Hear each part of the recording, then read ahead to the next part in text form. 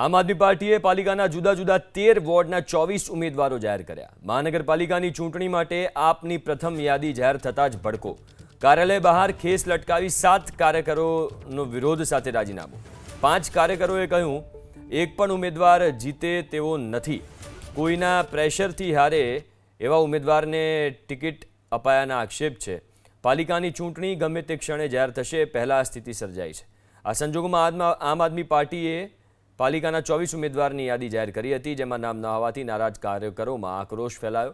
કાર્યકરોએ કાર્યાલયની બહાર કેસ લટકાવીને વિરોધ કર્યો।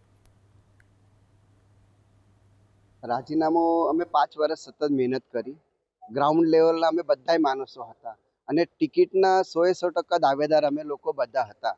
આમ આદમી પાર્ટી અમે મોટી વાત નથી કરતા, પણ આમ આદમી પાર્ટી અમારે પ્રત્યે વડોદરામાં ચાલતી હતી અને આજે જે પાર્ટી અમારી જોડે દગો કર્યો છે એ ખુશીથી અમે રાજીનામું અહીંયા ઓફિસે આવીને અમે કેસ શટરને બાંધીને, કેમ કે ઓફિસ તો અમારી સતત બંધ હોય છે, એટલે અમે કેસ ઓફિસને બાંધીને અમે આજે રાજીનામું જાહેર કરી દીધું। અયોગ્ય જ છે ને, યોગ્ય છે ક્યાં?